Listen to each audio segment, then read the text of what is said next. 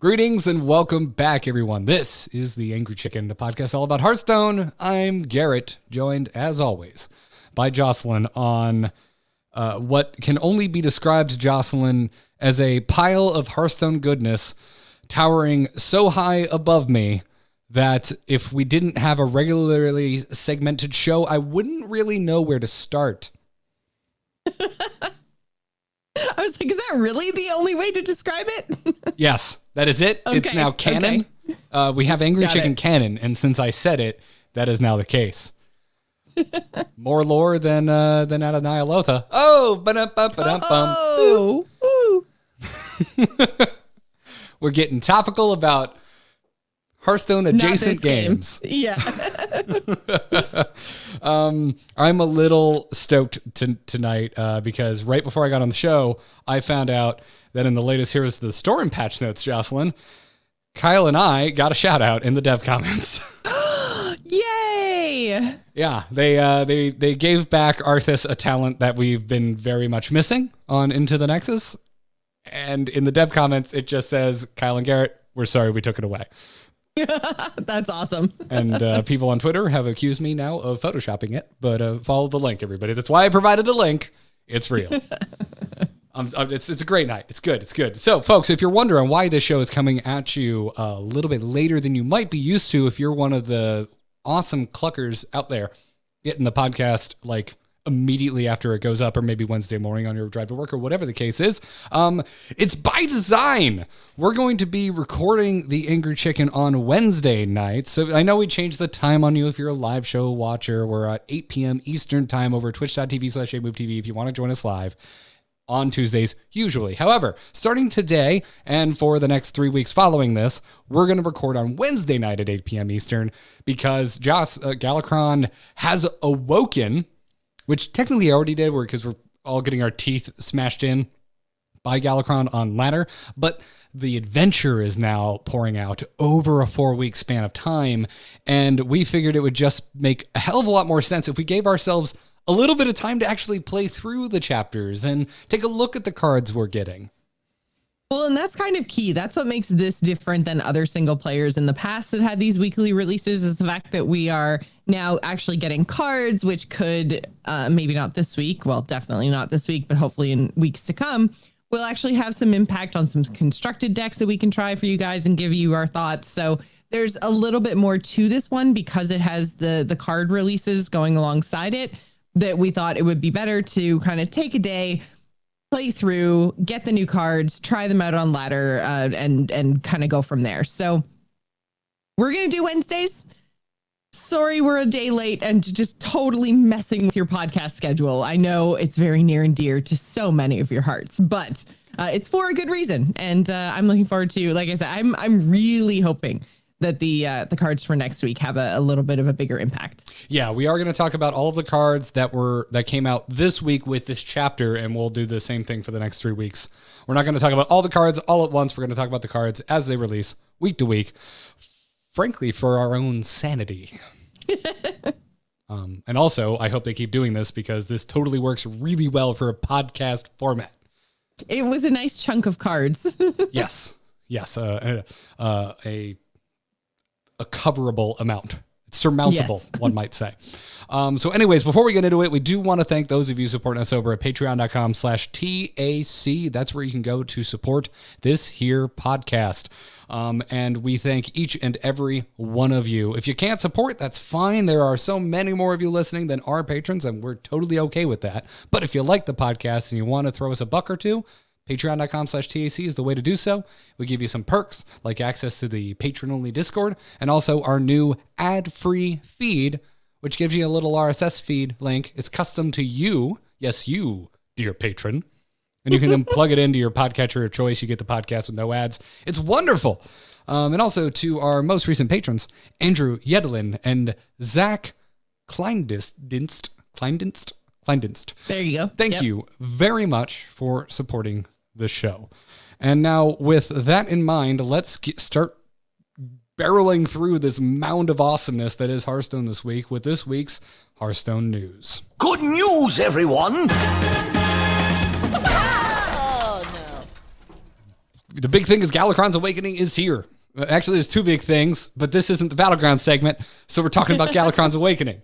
It came in with patch 16.2. Outside of Galakrond's Awakening, that patch was mostly a massive Battlegrounds patch, which we'll talk about after we're done talking about the new constructed cards that were released. But first, Jocelyn, I want to talk about the new single-player adventure, because the first chapter is here. We get to play as both the League of Evil and the League of Explorers. What'd you think about it? How did it land on you after basically a 2019 full of dungeon running? Well, I will say I had a really good time playing it through the first time on normal, because there were a lot of really fun fights and there were a lot of great like voiceover work and stuff. I mean, the Khadgar fight was so good and I was having so much fun in it that I almost wish, because when you first spawn in and the enemy boss has like 150 health or something, and I was like, oh my God, this is going to go on forever. What is this? And I kind of like start drawing through the deck and like seeing how things work. And I'm just like, oh my God. I was like, I'm kind of wishing that he had like 300 health, like one of the Plague Lords, because I was having so much fun on each turn. And there were so many like cool little Easter eggs of like Khadgar interacting with other things. There were, you know, like things like Khadgar's wondrous wisdom ball pops up and he's like, oh, thank you, me. Like, it just, I don't know, the kind of just the characters in that one specific fight, you could tell that they put a lot of love in, and it made me laugh so much. And it was so over the top, like stuff that you could never, ever, ever play in Constructed, but was so fun and satisfying in a single player kind of bubble that I just really, really loved the Khadgar fight. So that was my favorite out of all of them. But there were a lot of really interesting twists and turns to kind of make all of these characters more powerful than you ever could in Constructed Hearthstone, and also fun in their own flavorful way. Yeah, I'm really curious to hear from listeners that were not playing back when we had more traditional chapter-based adventures. Because for me, outside of Khadgar, this feels a little samey to me. Yeah, it was kind of funny because, I mean, like when I'm talking about flavor, it was a lot of like the voice work. Like there were some interesting pieces, like in the Elise fight where you had the thing you could just shuffle back in. It was basically like Zephyrus in a spell. That was kind of interesting. But again, like, why did Elise have that? Like, I don't know. It wasn't quite enough. It was interesting, but it wasn't as cool as Khadgar.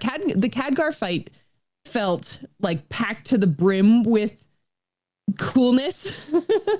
Yes. And the other ones were kind of like, they all had their thing, but it wasn't, you know, as cool. Yeah, a lot of them were pretty cool. And I almost feel like I probably did it in the wrong order, because I did League of Explorers first, because I'm like, the League of Evil. Yeah, I did Evil first. Yeah. Yeah, to me, I'm like, League of Evil is so much cooler than the League of Explorers in my mind. I find them hilarious, and I can't get enough of the evil bastards. But I thought the League of Explorers half of the chapter was infinitely better in terms of its like mechanics and hero powers and everything. And especially like what really left me wanting was the final encounter of League of Evil. Dr. Boom, not a particularly interesting deck to play. Really lame hero power. Basically like Bomb Warrior. Like if you've ever played a Bomb Warrior deck, then you've played the Dr. Boom adventure deck. And so that was kind of like, oh, okay. And it was kind of like funny and interesting because of the Reno character, because Reno was like, hey, wait, why are you giving me cards? I have more cards now. Huzzah. And then he was like, no, why? If they had added just like one more horrifically on the nose, like breaking the fourth wall, like line read from one of the other explorers, because I did giggle when I put a bomb in Reno's deck and he went, what does that do? Yeah. I just wanted one of the other explorers to come in and be like, haven't you been playing ladder for like the last 6 months? Like if they had put that in, it would have saved the entire encounter for me. I think Bran does say something along the lines of something about a card game. That's a little bit like, I mean, it's not completely meta, like it's not referring exactly to the game, but he kind of alludes to like that he's like in a card battle or something like that. which I thought was kind of interesting. But yeah, not quite as much as Reno's giving me more card comment. yeah. It's strange. And like, who knows? But I'm finding myself in this weird position where I wanted more Dungeon Run because I liked the last two so much.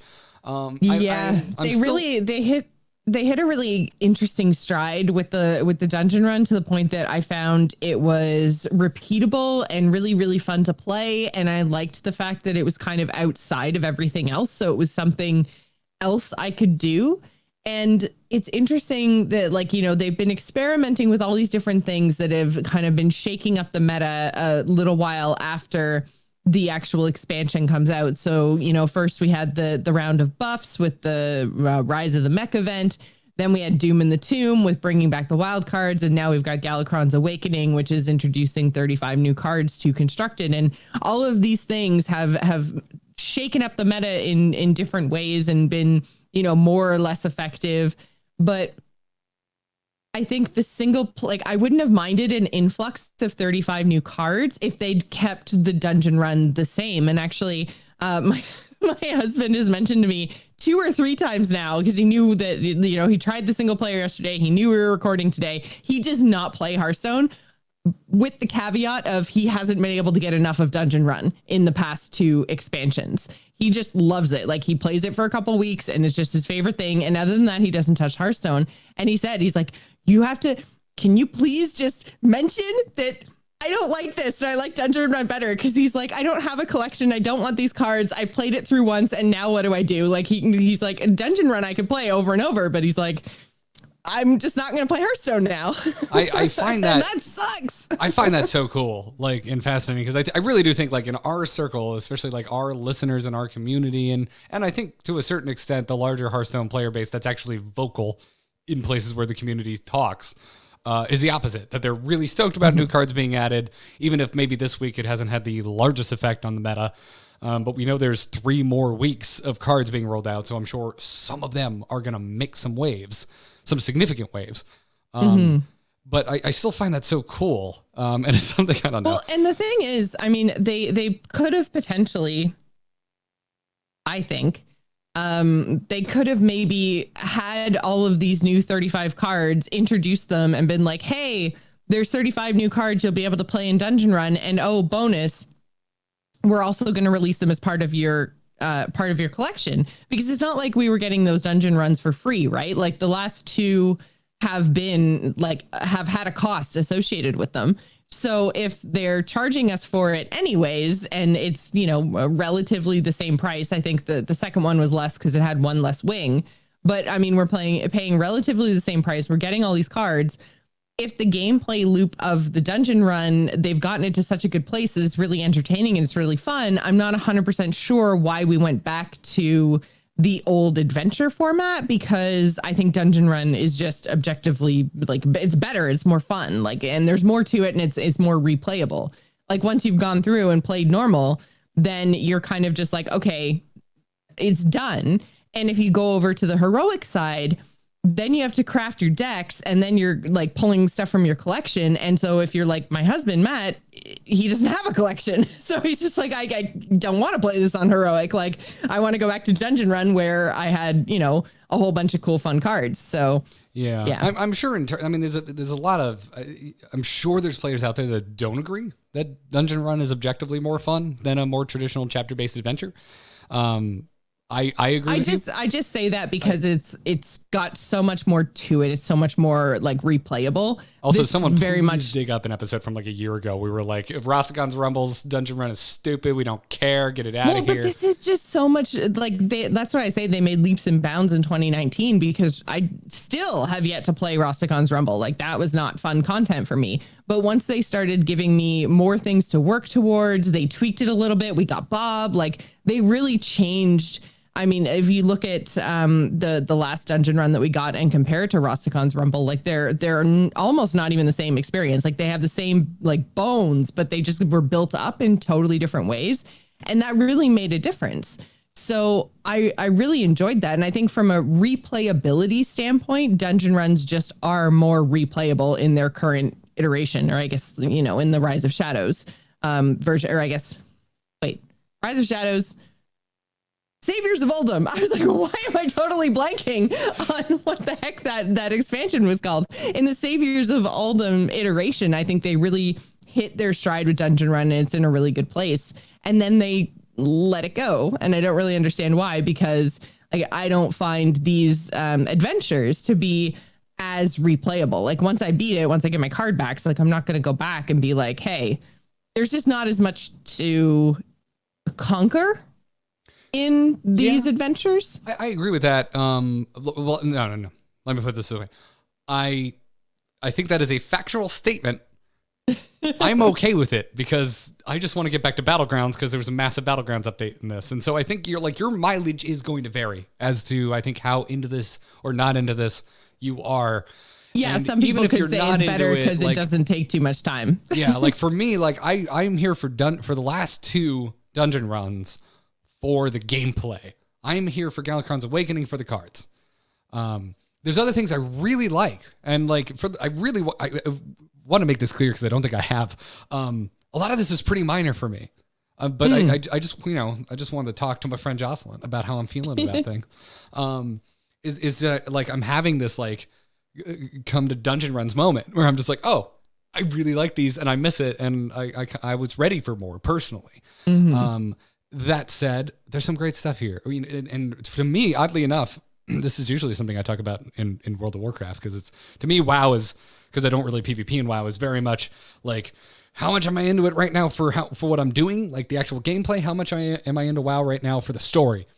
And the thing I like the most about Galakrond's Awakening is the writing. Like, it reminds me of, like, I was laughing out loud during Knights of the Frozen Thrones single player.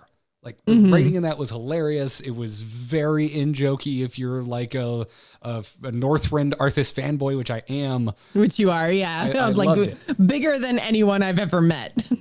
Yeah, and there's a lot more room in these types of single-player adventures for that kind of play. And that I really enjoyed. I really enjoyed playing through it. I thought it was really clever that you kind of, not all of them, but some of the encounters you get to play from both sides on League of Evil and League of Explorers. I thought that was super clever, and I didn't see that coming. I just wish Dr. Boom had a more interesting deck for that one specifically. A lot of the others I thought had really cool decks, really cool hero powers, really cool custom cards. I mean, Elise gets a freaking spell that, like, it is, oh my God. Zephyrus, thank you. I almost said Zephyr Hills. I'm like, it's not a card. The bottled water guy. I completely blanked on Zephyrus' name there for a second, but I thought that was really cool. It got added back to your deck, and I had a lot of fun in a lot of those things. So overall, still enjoying it, but yeah, more of a dungeon run guy. I think that's I'm kind of coming around on your, I guess, point of view, maybe, or like, I very much agree with your point where you're about just the time. Like, I think this was probably a really good chunk of content if you do more than just play the single player in Hearthstone. Like, if you are into Battlegrounds, if you're playing standard, if you're, it's really nice that this is kind of like a one and done thing that you can go in, appreciate, get the story, and get out and get back to whatever it is that you're doing still in the Hearthstone universe. But if you're like some people who enjoy the kind of repeatability of the single player dungeon run, then you're kind of like going in, playing for an hour, and then going, okay, so I have to wait now till next week, and there is nothing I can really do right now. And so I think there's, kind of which player are they trying to target with this? And I think maybe they've targeted the kind of single player only Hearthstone player for the last 2 expansions, and now they're targeting kind of everybody else. They're seeing if they can grab your attention away from Battlegrounds, if they can grab it away from Constructed, even for just an hour or two, to get you into the single player and make you see the story in a way that isn't oppressive and doesn't ask too much of your time. I think that's all. I think it depends on what kind of Hearthstone player you are. Yeah. Like my endpoint, I think both have value.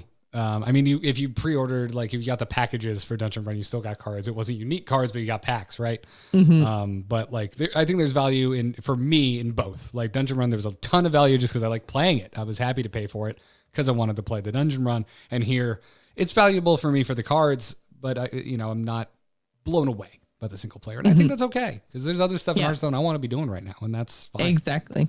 If this and was, I think. Sorry, go ahead. I was just going to say, if it was like 2 or 3 years ago, this probably wouldn't be doing it so much for me. Although maybe it would have, because 2 or 3 years ago, we didn't have nearly as rapid an iteration cycle as we do now with Hearthstone. So if anything, it's fun. I don't know, man. It has me thinking about the history of the game quite a bit. And again, that's why I'm really curious for our listeners, how is this landing for you? Specifically, if you didn't play through the old adventures, over 2 years ago now, when they kind of started phasing those out and started doing more dungeon runny style things. We also got Puzzle Labs. What do you think? Let us know. Tweet at us at TAC Podcast or write in tacpodcast@gmail.com. But Jocelyn, we have a lot of cards to talk about that were unlocked this week. Reminder, we're just going to talk about the cards that were unlocked this week. We'll continue for the next 3 weeks until we're through all the cards. But we got one for each class and a couple of neutrals. So let's kick it off with Druid with Winged Guardian. Or are you a winged person? Do you say winged or winged? I say Winged Guardian because it sounds like Wingardium from Harry Potter, the spell. Oh, and then, I thought you were going to, I really thought you were about to give me like a boilerplate answer of how you say it. I'm like, come on, Joss, I was setting you up for like a joke here. And so wonderful you took that in the direction you did. Anyway, Winged Guardian. Leviosa, not Leviosa. Yeah. Oh, God. All right, the show's over. We're going to go watch Harry Potter right now. Okay, I'm in. Show's over. Winged Guardian, Leviosa, is a 7-mana, 6/8 rare druid beast with taunt, reborn, and can't be targeted by spells or hero powers. Can we please give this a keyword? Please. Right. Yeah. So it has beast for what that is worth. We're a little more into treants at the moment as druids. I think this is a fine card. It's fine. Yeah, I think it's just not really doing what Druid is trying to do right now. Like you mentioned, the tokens and the treants, that seems to be, if Druids are trying to do anything, that's kind of what they're going for. And then so this doesn't really fit into what they're trying to do, and it's not strong enough to upend basically none of these cards are enough to upend the meta as it currently stands. So I feel like this isn't a bad card. 6/8 stats with reborn and taunt, and you know what, I'm just gonna call it evasive because I want to. And evasive, for 7 mana, that's a lot of stuff.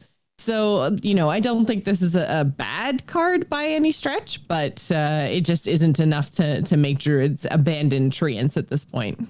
I want dual tribes now. Let's just make Fae a tribe that has this effect inherently, and then make this like a Fae beast. That'd be cool. I'd be down. It doesn't look like a Fae beast, I understand, but it doesn't. But they could change the art. Like a Winged Guardian could literally be anything. Yes, I dig it. Hunter got Fresh Scent, a 2-mana common hunter spell. It has twin spell, and it reads, give a beast +2/+2. I like this art is just so, I don't know, like, what is that hound smelling? Nothing good. No. Nothing good, Jocelyn. Also, that hound is like right underneath the guardians in the first Ghostbusters, the dog things. Yes. Zool and I forget the gargoyles. Doesn't matter. They're terrifying. Yeah. And yeah, this whole great art, wonderful. I actually like this card quite a bit. I like that there's a twin spell attached to it. That being said, Hunter is already doing great, and I don't think this really helps them do what they're already doing better. Well, I think this kind of just, you could throw a one of in your Highlander Hunters. I think, as a twin spell, it's got a lot of use. So I think it could maybe take up one of those spaces, especially since it is, it comes with the adventure, right? So it's the kind of thing that if you're getting the adventure anyways, maybe you don't have absolutely everything you would want to put in your Highlander Hunter, and you've gotten a couple extra spots. throw in a fresh scent. Why not? Right. You sound like you're advertising some sort of like deodorant, like throw in a fresh scent and your hellhound will smell great. Yeah, I know. Go to freshscent.com/TAC to give your beast +2 today. Don't actually go there. We don't know where that website leads. I would imagine probably nowhere, because if they threw a /TAC in there, like they were really, really assuming things. But yeah, I like it. And you're right. With Highlander being a popular archetype for Hunter at the moment, there's always a chance. So, yeah, because this is a decent card, right? It's not it's not a bad card. So yeah, you can find room. A lot of these cards are just they're fair, and which is I don't think good enough right now, or honestly that often. These are the kind of things I think would have had more of an effect after the standard rotation. Yes, which may be because the next big shakeup that's going to happen in Hearthstone is that standard rotation. We're probably going to get it, kind of like late April, early May, like always. And so if that's the case, then maybe that's the time where all of these adventure cards really get to shine. But again, like we're only covering 1 week at a time. There's lots more to come. So maybe by the end of the adventure, everything together will have a bigger impact. But yeah, as of week 1, we're kind of living in they complement what's currently happening. They don't upend what's currently happening, which is good or bad, depending on your perspective, right? Right. And take that comment about we think these cards are going to have more of impact after the standard year. Just blanket that across the rest of this conversation so we never have to say it again. Animated Avalanche is next. This is the new mage card. It's a 7-mana, 7/6 common mage elemental with a battle cry that reads, if you played an elemental last turn, summon a copy of this. Now, this seems like it would have a lot of synergy with the side quest, right? So I'm kind of surprised that this hasn't necessarily made it into a lot of decks, because I went to HS Replay ahead of the show to kind of see what people were doing, and nobody's doing anything. So I was a little bit surprised, because I really thought that this might make it into some sort of an elemental side questy mage, because people are playing the side quest. So I thought if people are playing the side quest, then this is a pretty powerful elemental asking you to do the same thing that a card in your deck is already asking you to do. I'll be interested to see what happens in a week's time, because if we're looking at websites like HS Replay, which are statistical aggregators, it's been less than 48 hours. Yeah, exactly. So there's only been so many days to play so many games, so who the hell knows? But yeah, nothing making waves yet. But yeah, there's not, like, I get yes, you're right about the side quest, but like the most popular archetype is Highlander Mage right now, right? Like you go to your stats websites and you look at Mage, and there's multiple decks, and they're all variations of Highlander Mage. So exactly. So I was thinking someone might throw this in the Highlander alongside the side quest. Yeah, I wasn't thinking Elemental Mage with 2 ofs was going to magically be. I mean, Dragon Queen Alexstrasza is just too good. Like, why would you not be a Highlander? Yeah, it's just also like this isn't like this is not that freaking impactful. It doesn't have rush. This is like kind of what I'm used to by now. When a mini knight play down like copies itself, I'm like, oh yeah, I just assumed this card had rush, and it doesn't. It doesn't even freeze things when it deals damage. Yeah, that's true. This is not the most impactful card in the world. Yeah, yes, 12 health spread across 2 bodies is relatively difficult to deal with, even post turn 7. And if you're completing the side quest as well, then the side quest gives you the 6/6 or something. So I mean, you could potentially be getting a lot of stats. Yeah, but this one doesn't do it as much for me. Like honestly, of the 3 we talked about, this is probably the one I'm the most down on. Yeah. But let's move on to Paladin and talk about a card I, of course, love because it summons Silverhand Recruits. It is called Air Raid, a 2-mana rare Paladin spell with Twin Spell, and it reads summon 2/1/1 Silverhand Recruits with Taunt. Which is great over in Wild, where Dude Paladin is super good. Damn right it is, and I like playing it. 5 stars. Love this card. Yeah. Yeah, again, not really finding a home in Standard, but I mean, Well, yeah, because the only thing that's kind of going even remotely tokeny is like token mechs, right? Like just paladins are playing with mechs right now, and they want more and more bodies because they've got that dude that summons the two other dudes. Little bot maker. I don't know what he's called. I can't remember. The dude that summons two other dudes. Yeah, is, the Skyclaw. Skyclaw. Yeah, there you go. I was like, he buffs your mechs, but also summons mechs. He's In my head, it is just the soundbite from Toy Story of the claw. That's what I call the card, and I know that's not what it's called. And I had to think, I'm like, it's coming from the sky. Anyway, but yeah, so like when you've got synergies across other cards in your deck, and you're summoning dudes as well, and like all the rest of it, like it just these air raid dudes, as much as like I said, twin spells, yay. But these air raid dudes just, we're not doing things in Paladin with Silverhand recruits right now. What we're doing in Paladin is making a whole bunch of mechs. So, but if we start, I love this card. We're already paying 2 for 1/1/1. We can play 2 now and get 2 of them. And the card, if you draw one of these, you have 2 copies of it in your hand because of twin spell. Yeah. In a more of a vacuum situation, I really like air raid, but I'm also very biased towards token generation, especially in Paladin. It's historically a thing I love doing in Hearthstone. So take it as you will. I like this card. I'm not putting it in a deck right now. Maybe we'll get some more dude support again in the next expansion.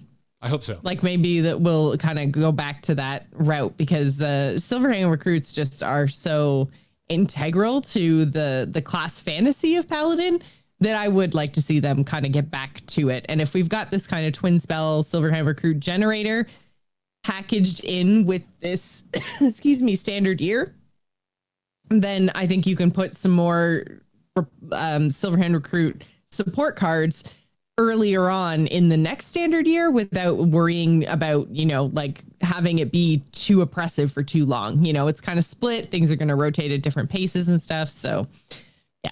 Yep. Next up is Priest, Dark Prophecy, 3 mana rare priest spell. This is the discover a 2-cost minion, summon it, and give it +3 health that we talked about last week. Go listen to that episode. Next up is Rogue's Shadow Sculptor, a 5 mana 3/2 epic rogue minion with a combo that reads draw a card for each card you've played this turn. This is the card that scares me the most this week. Yeah. Lots and lots and lots and lots of card draw. Yes. This type of stuff always freaks me out, especially in Rogue. Because Rogue finds a way. They do. They tend to find ways to abuse effects like this exact effect. That being said, in the past, they just found ways to cheat out Sprint, and they didn't really need to do that much for a guaranteed large amount of card draw. So this is probably bending over more backwards than you would want to, but also Sprint got nerfed. So. Yeah, and I mean, if you're doing something, I was gonna say like if you're playing out a whole bunch of cards and then you're wanting to like slam a Van Cleef or something, and then you're throwing this card down for refill because normally that's the thing with Van Cleef. Obviously, this would happen probably much later in the game than like turn 2 Van Cleef craziness that we've seen before. It's still like there's some synergies in what Rogue is already doing. So. Yeah. Card draw, rogues. Damn it, stop. Yes. Yeah. I've seen like one kind of weird deck trying to make this work. Not enough personal experience with it, but I have actually seen people trying to make this card work, whereas every other card we've talked about today, haven't really seen anyone messing with it. Yeah. So let's move on to the next round of cards, starting with Shaman and Eye of the Storm. It's a 10 mana common shaman spell that reads summon 3 5/6 elementals with taunt, overload 3. I'm afraid of this. I don't think after the standard rotation. I don't know. I mean 3 5/6s, but you're overloading so much. The thing itself costs 10, so you can do nothing on your turn but play this. And they do have taunt, but why wouldn't you just do Galakrond stuff, right? Like, I don't know. Yeah, come on. This is Shaman. Why can't I do this on like turn 6? Exactly. What's going on here? I think they're very afraid of Shaman. I look at this and I'm just like, there's got to be more, right? There's got to be more support coming for this. Like, I'm like, is there going to be a card that's like 0 mana and I play it and it's like, for this turn, your cards with overload discount the overload from the cost of the card for this turn, but you still get so I'm like, I don't know. I got nothing. I love these kinds of cards in general. I like spawning multiple things, especially multiple big things. It's just that I'm actually paying for it here and I'm paying for it next turn. Yeah. It's been a while since I've looked at overload and been like, ugh. And that's exactly the reaction I'm having here. But there's still something. Well, yeah, because I mean, you use, like I said, your whole turn. So you use all 10 mana and you get these, and then you're overloaded for 3 the next turn. So, I mean, you're even slowing yourself down to be able to react to whatever your opponent has done on a follow-up. So, I don't know. This just, I think they just didn't want to give Shaman anything. So they were like, yes, well, we could probably make this cost 7 with like an overload 3. And someone was just like, no, make it cost 10 so that we're giving Shaman something, but no one will ever play it. We're going to have a buff event, and this will be one of the buffed cards. Yeah. There's just something about this card I like inherently, but I can't defend it. It's strictly emotional. Let's move on to Warlock. Twisted Knowledge, 2 mana common Warlock spell that reads, discover 2 Warlock cards. That's a thing they can do. Yes. Because another one. Warlock cards, I feel like more than most classes, are so potentially like situational and so potentially detrimental, because they're either things that you want to try to build an entire deck around, or they're things that are going to like make you discard your cards or do damage to your hero, which may or may not fit into the thing that you're trying to do with your deck. Like, they're just, I don't know. I feel like the variance in Warlock cards is just so much more than some other classes. Like Hunters, you can feel pretty comfortable that you're going to get a beast. Like, I don't know. maybe I'm wrong, but it seems like Discover. So it's Discover, which is good. At least it's not random. So you do have the option to kind of avoid things, but right. I don't know. And you do get 2 cards or 2 mana, but I look at this and I just, all I think of is Ethereal Lackey. I can't imagine Warlock ever really wanting to give a card slot to this in a pre-made deck. But they're playing lackeys, which means sometimes they're going to get Ethereal Lackey, which means sometimes they're going to discover a spell, and sometimes they're going to discover this spell and discover more cards. Not necessarily spells, but they could be spells. I think it's fine. I think this is a cool type of card to add into a game with a discover mechanic. I like Twisted Knowledge, but I'm not giving it a card slot. Bomb Wrangler is up next as we move into Warrior and close out classes. It's a 3 mana, 2/3 warrior minion, rare warrior minion. Rarity really just doesn't matter that much anymore. It really doesn't. I still like mentioning it though. Anyways, it reads, whenever this minion takes damage, summon a 1/1 boom bot. So it's not, like this. Not the bombs you were thinking, which I'm glad of, because I'm fine not bringing Bomb Warrior back. I just like, oh man, I love this card art. I love the way this card plays. I picture her like running around trying to grab boombots into like a sack, and then somebody like punches her in the shoulder and she's like, ah, and then like bombs pop out of her bag and she's like, damn it, I just picked that up. I have a lot of lore in my head about this card for some reason. This is the card I want to try to make work more than any other card we've talked about so far, because I like Enrage Warrior, and this just seems like a no-brainer to try and have fun with in Enrage Warrior. And this is another one like the Rogue card, which I'm already blanking on, the Shadow Sculptor. Have seen people trying to make that work. Have seen a Bomb Wrangler in a Warrior deck, but they're kind of just doing Warrior things. They're still playing Scion of Ruin. They're still playing Galakrond. It kind of works in there. But I don't know. I need more time with this, because I'm wondering, like, does it work because that archetype just already kind of works and this is fine? Is it actually better than what you would traditionally include? I'm unsold yet, but I'm really excited to try it myself. Like, need more time with this one, but I like Bomb Wrangler quite a bit. And then we got 2 neutrals. Licensed Adventurer, a 2-mana 3/2 rare neutral minion with a battle cry that reads, if you control a quest, add a coin to your hand, hidden text. Jocelyn hates this card. It's a swingy card, and it does kind of fit into the whole was it questing adventurer.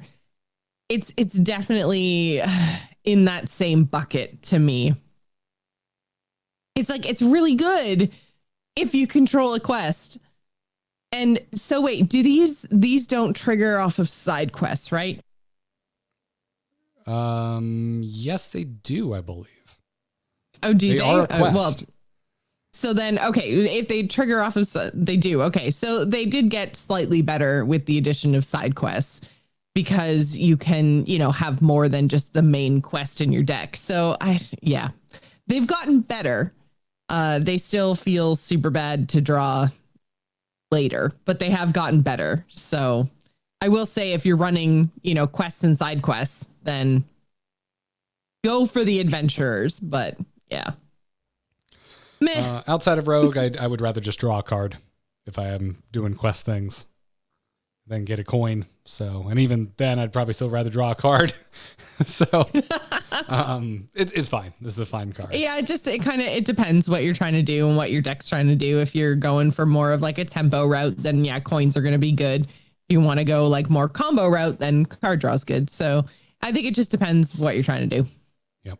And then finally, Skydiving Instructor, a 3-mana 2/2 common neutral minion with a battle cry that reads, summon a 1-cost minion from your deck.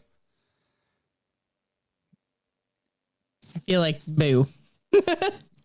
Outside of something very specific, but 1-cost minions have been getting less and less powerful as Hearthstone has learned more and more about how they make cards.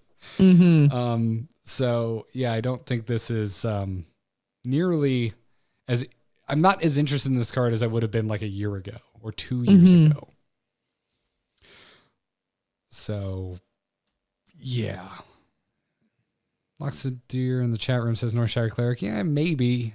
Yeah, sure. I mean, there's going to be 1-cost minions that would probably be good to get them, but I don't know. It'd have to be a really specific 1-cost minion that's pretty important to what you're trying to do, or just valuable overall. And I think Northshire Cleric does kind of check those boxes, but yeah. But wouldn't you want to be playing anything else? Like, I don't know. Yeah. It's the card slot thing, right? Like if you're making these decks, if you're playing priest and you've got clerics and you're doing like combo-y things, or if you're playing like zoo is I don't know. Don't you want to, because if you get a flame imp, then you don't need to worry about the damage you're taking. Yeah. There's upsides for zoo for sure. It's just, I think really what this boils down to is I am still kind of shell-shocked from the beginning of this expansion where the power level was just kind of off the charts. And so I look at them like a 3-mana 2/2 that summons a 1-cost minion. I'm like, okay, sure, that's cute. I mean, like, you're doing all the things that, we used to love patches for, thinning out the deck and all that kind of stuff. I get it that it's similar. It just, like happens on turn 3 instead of turn 1 with the other pirate that you're going to play. And, I don't know. I think you just probably want to be doing other things, but yeah, I think it can have a place, but again, these are not the crazy big, super impactful cards. So I think it's fine. It's okay, but I don't think fine and okay is enough. Yeah.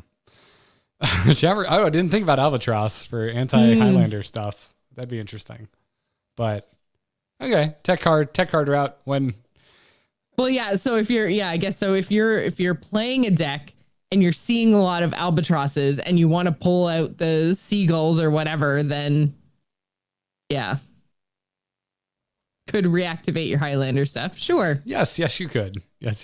So, that's all the cards that we've seen. Or that we got this week, that's in game right now. That we got. Yes, you can play them right now. Go.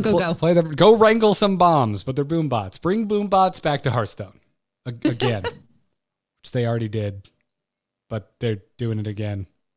I like boombots. I love boombots. And they die to whirlwind effects, which I would do to summon my boombots with my bomb wrangler. I'm happy about that.